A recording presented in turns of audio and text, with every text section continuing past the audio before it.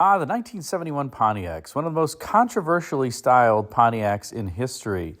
That prominent front end with the beak nose and just the overall kind of bulbous styling compared with what Pontiac was producing just a few years earlier made people, let's say, have a little bit of pause before they procured this version of the Pontiac.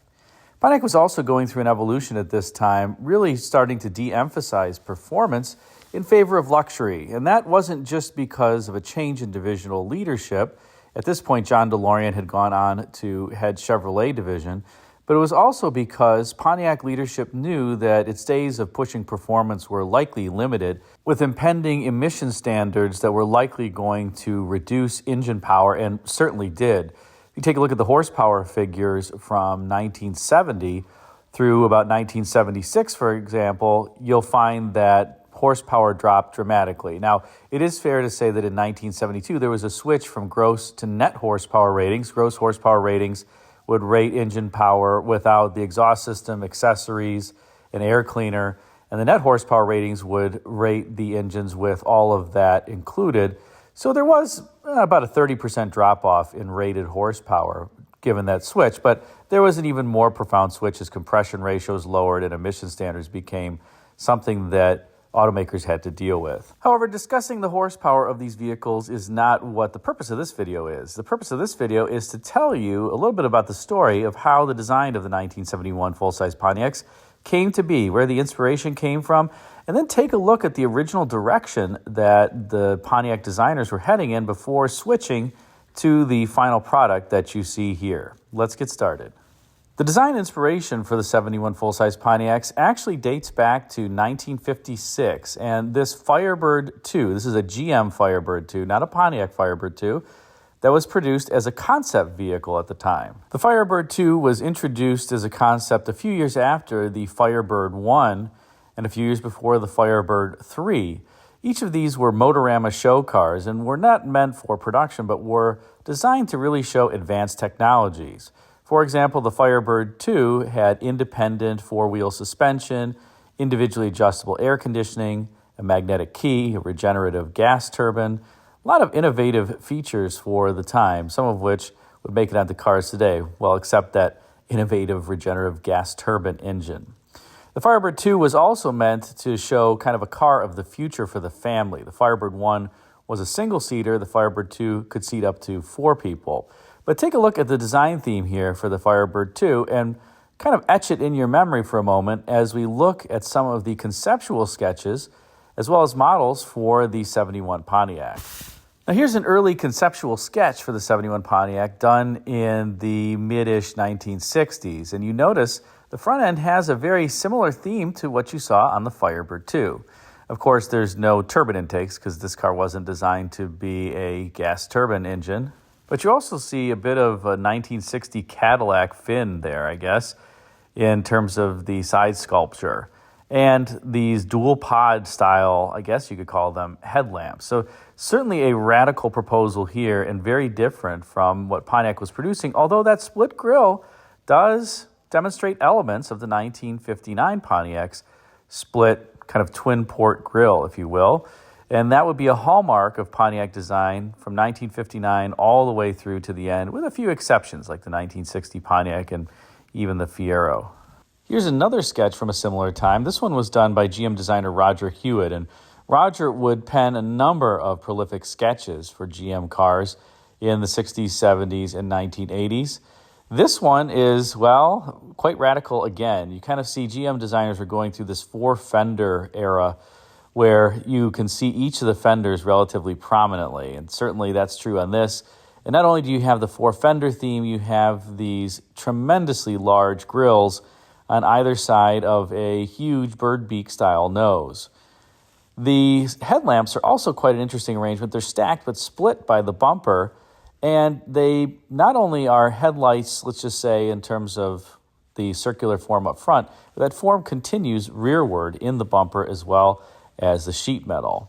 Of course, a sketch like this, especially with this very small windshield and no side glass or roof, really wasn't designed to make it through to production, but at least get the designer's creative juices flowing and maybe you can see some elements of the 71 Pontiac in here, including that huge schnoz. And here's a later sketch by Roger Hewitt as well that would really form the basis for the first visions of the 71 Pontiac, with that prominent nose, but here having those Firebird 2-like jet intakes up front. Of course, there was no jet engine in this vehicle. You can also see somewhat of what I would suspect is the four-fender theme. Notice the very prominent fenders here, and almost looks a little bit like a Corvette hood in that respect, especially with that center bulge and the pseudo wind split down the middle.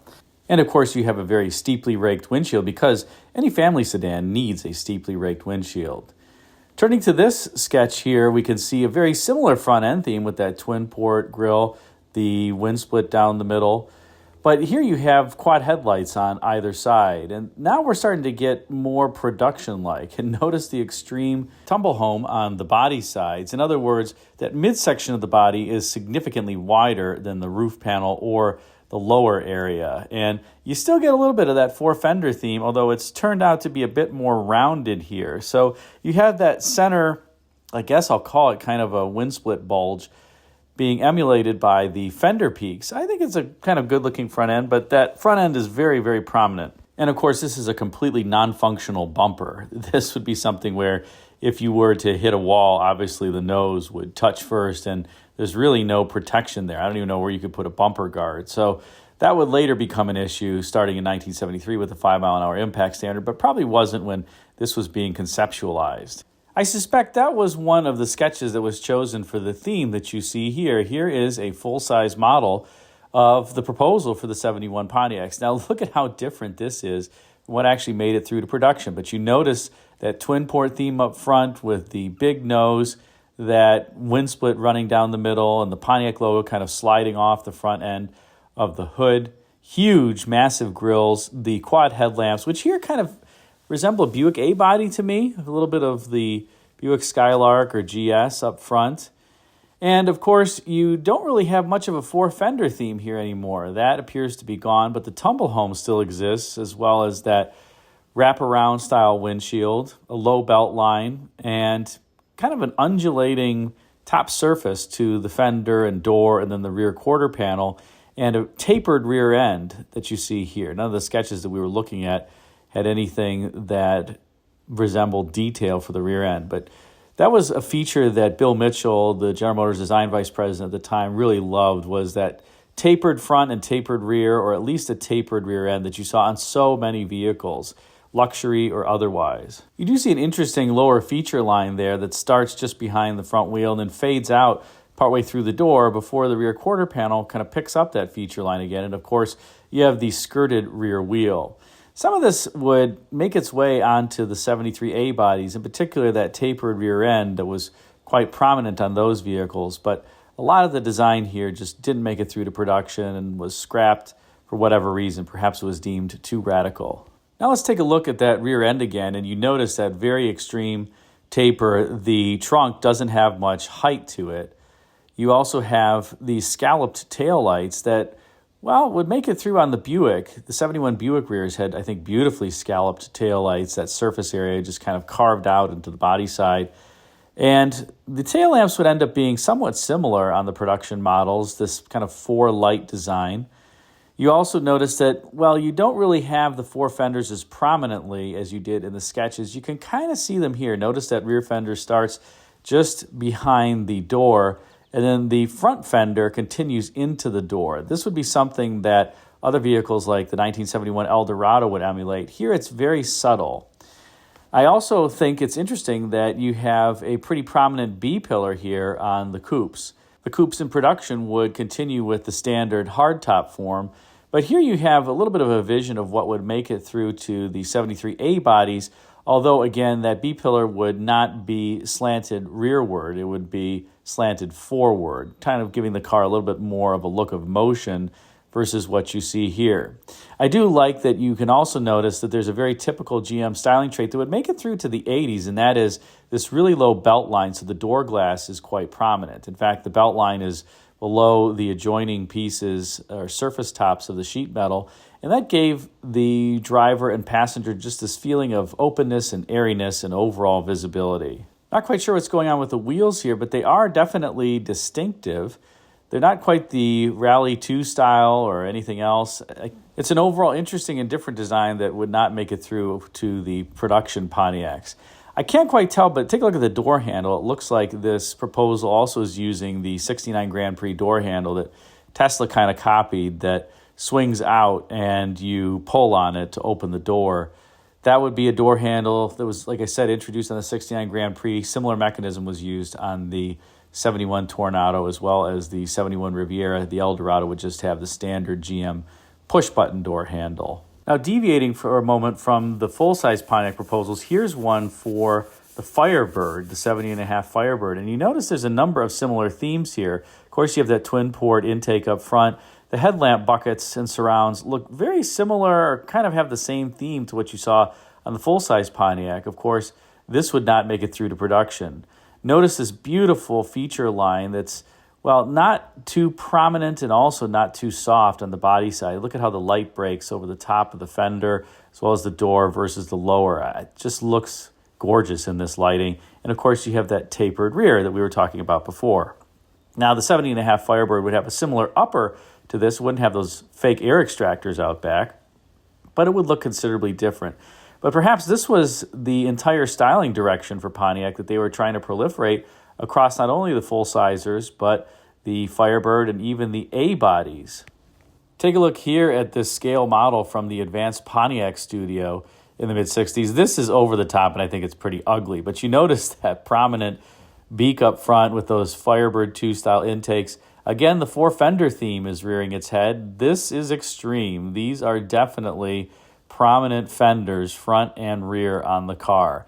This was during the time frame that Bill Mitchell, the styling vice president for GM, was kind of getting into the romantic Great Gatsby era, and he really liked that four-fender look and had a number of studios competing for designs with it. This one, I'm glad that nothing like this made it through to production. This is pretty hideous with those four fenders and that A-pillar that, I don't know what it's doing there, kind of curves inward at the top, and then the roof panel is a bit odd, as well as that fake air extractor out back. It does have big tires, I will say that. Not necessarily big wheels, but bigger wheels than were on the typical car for the time. So again, this is an A-body versus the full-sizers or the Firebirds that you saw. But you can kind of get a sense that Pontiac was trying to redo its entire lineup with styling that went in this direction, but they changed it at the last minute.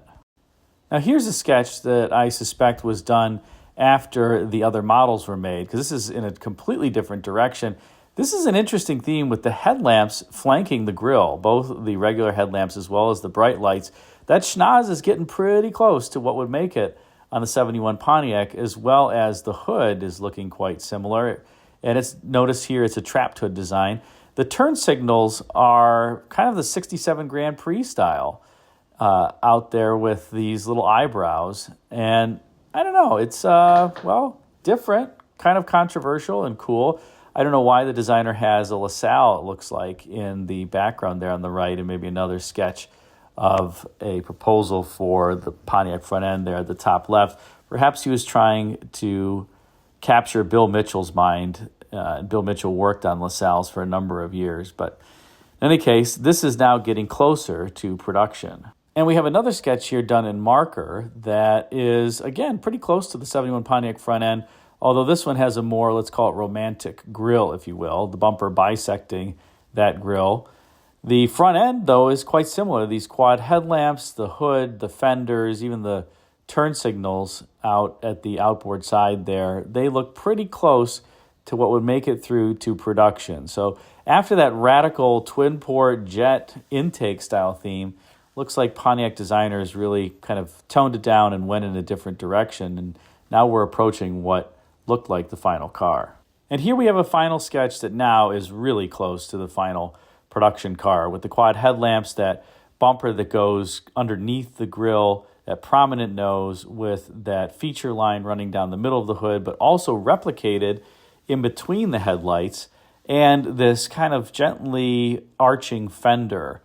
Of course, you can see the tumble home here in the body side as well, but this is pretty gosh darn close to production. I suspect that this sketch was one of the ones that was employed as designers finalize the theme for the 71 Pontiac. And here's the final 1971 Pontiac. Notice that there's a more prominent division in the grille on the final version. Of course, Pontiac had to honor its twin-port grille heritage that started with the 59s, and the grille more prominently spills underneath the headlamps on either side. But the previous sketch you saw is pretty close. Notice that feature line running down the middle of the hood, replicated by smaller feature lines that are really bisecting the headlamps on either side, and the very prominent tumble home and gently arching fenders that you see on the final production model. Hope you enjoyed this video on the design of the 1971 Pontiac. If you did, be sure to like, comment, and subscribe, and check out the video thumbnails at bottom left and right for some suggestions for you. Thanks again for watching.